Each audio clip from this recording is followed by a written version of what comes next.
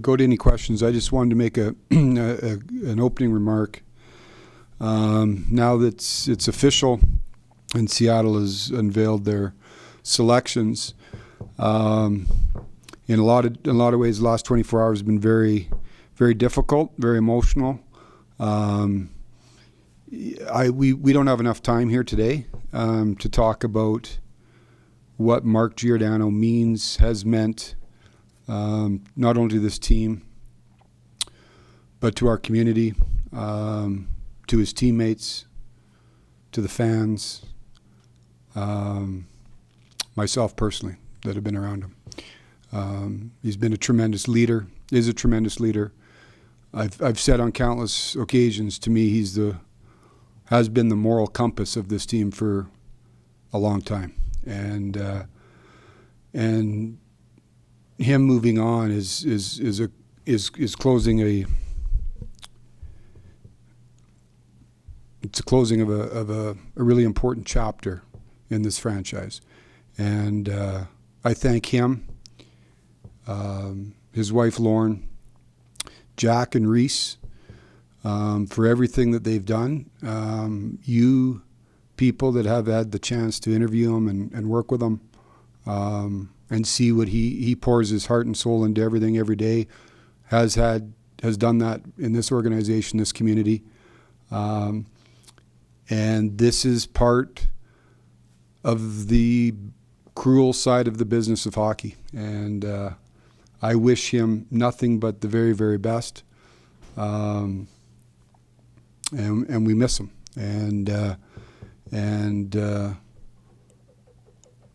Seattle got a great man today. So with that, we will answer any questions you got.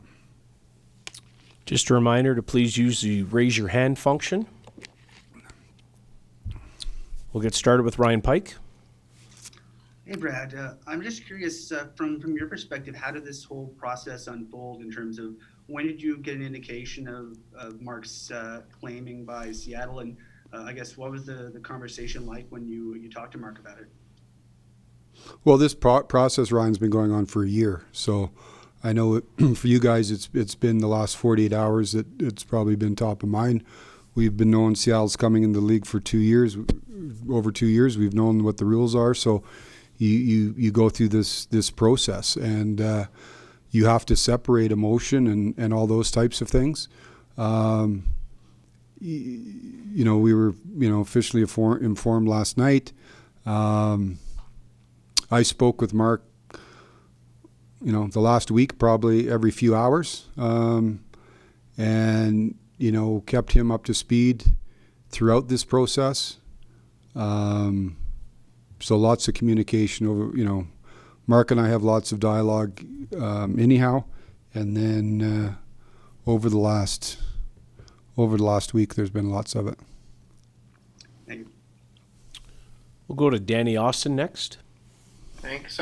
Brad, in terms of Mark's impact on this franchise, I mean, we often think of sort of the great captains sort of leading teams to Stanley Cups, but this is a guy who took this team through a rebuild and back into, you believing and many people believing that this team was a contender. That takes a special type of player and person. I'm just curious as to how you reflect on just his impact as a captain on this group and on this team's development. Well, I think talk to anybody that's been around him. To me, the biggest impact Mark's had is on individuals. So talk to teammates, talk to coaches, talk to managers, talk to staff, and I think he's impacted everybody he's been around. So,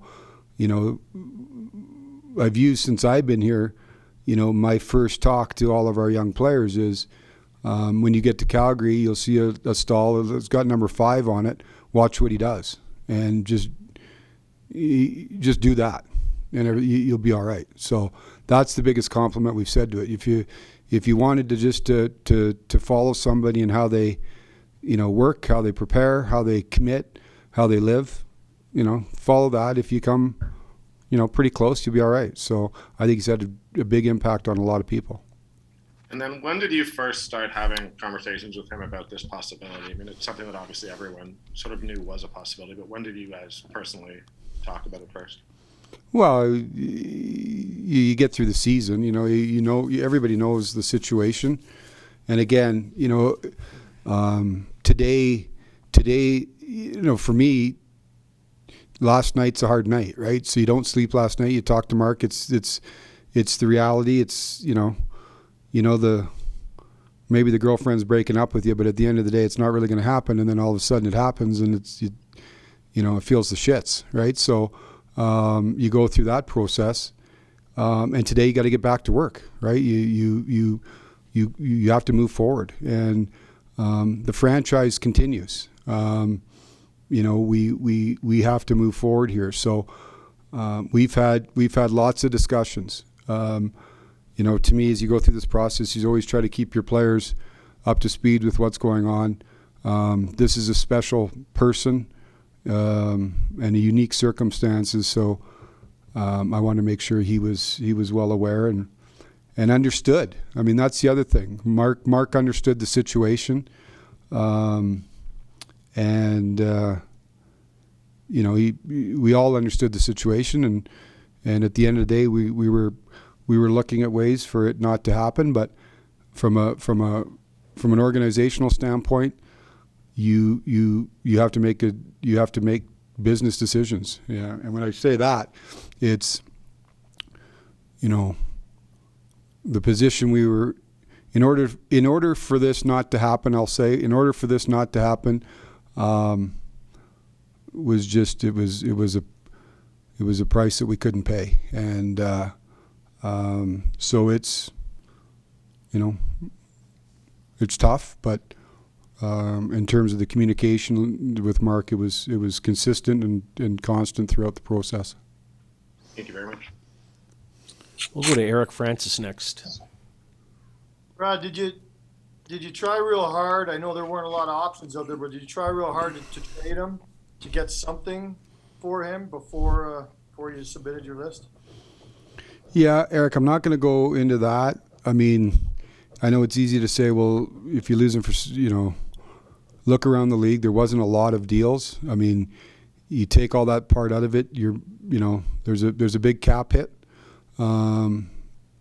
There's people that have to absorb that. Teams are at different stages of their development. Some teams that were at certain stages of development to absorb a cap hit. Those options weren't available. And the price never changed in terms of what Seattle was looking for the toll? If there was a way that we could have done it within reason, I think there's those conversations should be kept behind closed doors. If there was a way within means that made sense for this not to happen, we certainly would have pursued it. Okay, we'll go to Pat Steinberg next. Brad, Gio led your team in ice time last year. We know how huge a force he's been on the ice, and obviously is the captain in the locker room. Can you talk about what you lose from your team on off the ice without him in the fold anymore? Oh, I think anybody that follows the team understands that. Gio's a really good player.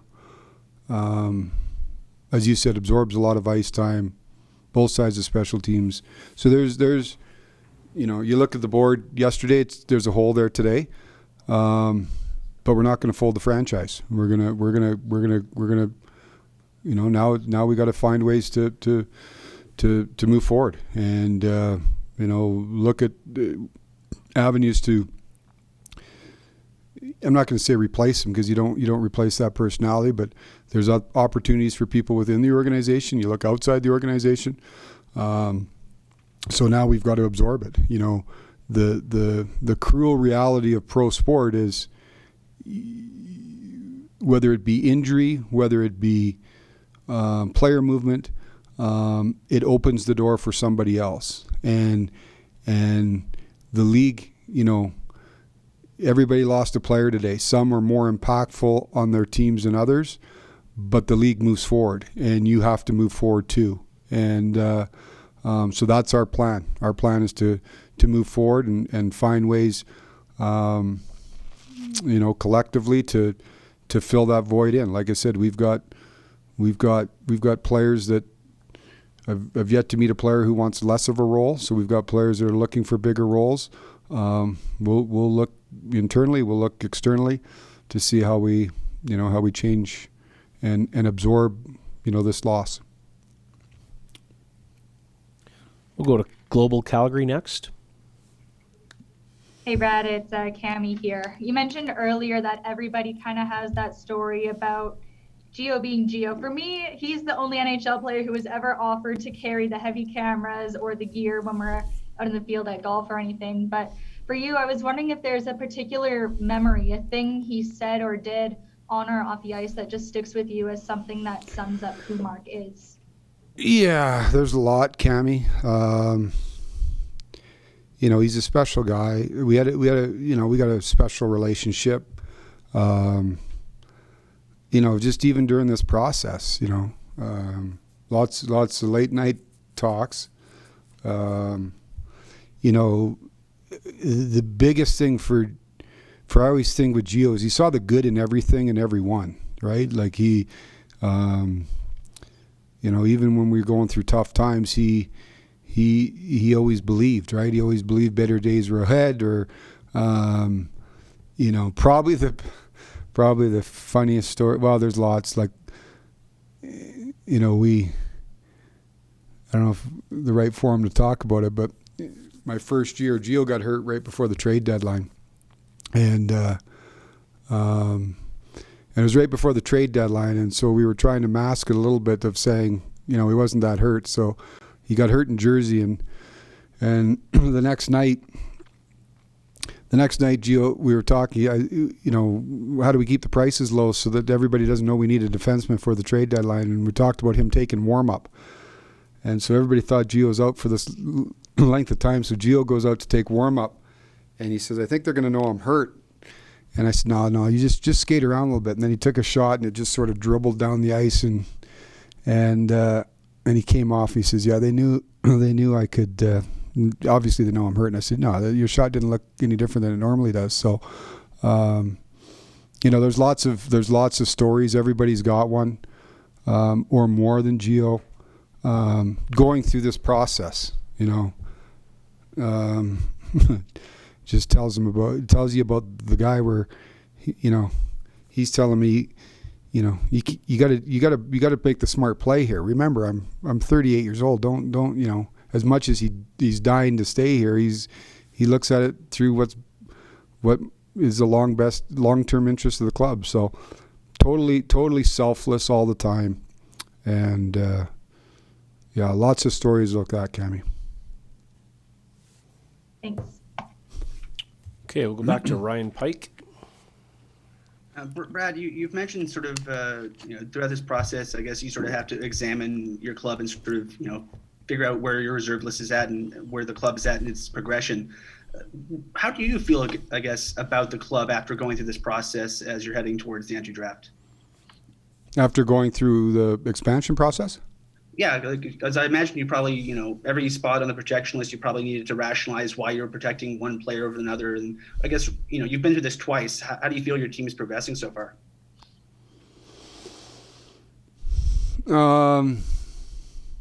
Well, you go through the process of, again, you evaluate each player where they're at. Where our team sits today. You lose a player like this, we're July, whatever we are, we're July 21st. We can't necessarily react tomorrow to fill this void. We'll continue to look at ways that we can help ourselves get better. That's the job here. And it may not be tomorrow, it may not be next week. It may take us a little bit of time here, but you're constantly looking at how you can evolve your team. Like I said, everybody lost a player through this process today. You look at every alternative. Like I said, this isn't something we woke up today and said, well, we got to put in a list. We'd be looking at every certain option. You have two options to go through. You can put 7-3-1, 7 forwards, 3 defense, one one goaltender. You can do 8 skaters and a goaltender. As difficult and as hard as this is, we felt, and again, I'm the one that made the decision, right? So this is we can talk about how difficult it is losing Gio, and it is, but I had to. At the end of the day, the buck stops here. That I made that decision, and we move forward. And I guess just a quick follow-up. I know, it's a flat cap for the foreseeable future, and this is probably not the way you hope to gain it, but does it sort of help you breathe a little bit in the offseason knowing you have a bit more cap room than you did 24 hours ago? Well, having cap space, people I think don't. It's an important tool in a cap world. It's very, very valuable. It's how you spend it is also as valuable. So we'll continue to look at what opportunities that we can do to use this space that's available to us now. And that's the reality of it. It's hard. Like you make a good point. Certainly you wish you come about that space in a different manner, but this is where we are today. And now it's our job, our collective job in the hockey department to figure how we move forward. Okay, we'll go to Pat Steinberg. Brad, I without telling tales out of school, how were those conversations with Gio? How did he take it, knowing that this is the only organization he's played for in his NHL career? Well, I mean, like I said, the process was a long one in terms of talking about what could happen and what we're trying to do and what we can't do, and but you're real transparent with the player. Like this isn't just any player, and you try to do that with any player in this situation. But certainly, this is unique circumstances with a unique guy. He was awesome through the process. Some days he was consoling me. Some days I'd console him. That went back and forth. Probably at the real, like I said, when it becomes a reality, there's a lot of emotion, right? Like you can prepare to jump off the cliff into the. It's different when you're in the middle of the air, right? You get a different feeling when it's actually happening. So, lots of a range of emotions. The other part of this, it's a sad day in Gio leaving, and what we talked about too is, as sad it is, it's exciting for him. You'll get through that. There's exciting, change for him. In some ways, will be real good. It's a new adventure. But it's tough. It certainly was tough when we were going through the process. Okay, final question to Solemn. Hi, Brad. Looking ahead now, it seems like it'll be a pretty hectic few days coming up. A couple of people I've talked to have said they're surprised as to the number of names out there on the trade market, that this is a bit unprecedented. Have you found that the trade market or those conversations are different this year than in previous years? And do you anticipate the Flames to be a busy team in the coming days here? Well, a few things. It is busy, Solemn, probably different than most because we just had a expansion draft, so that doesn't happen every year. So that adds a new layer and a new wrinkle and a new set of circumstances where there was some availability of players. People got to protect a certain amount of players. There's a certain amount of players in the market. There was a bit of a trade deadline to a certain extent prior to the trade freeze, where teams had some open slots to take players. So that activity is different. The communication and the activity level or the volume of calls and that stuff is as you normally would be. Caution everybody, the rumor mills and all that stuff. Those you guys tweet faster these days, so it's just there's lots more names out there than the year past, but. It's busy like it always is, right? You've got a draft, you've got free agency, and then all that was preceded by by an expansion draft. So I think there's lots going on in the league, and I anticipate it to be an active week. And for your final part, how active are the Flames going to be? I don't know. We're going to try to help our team, and that's all. I don't know. We'll work at it, and we'll see where we get to.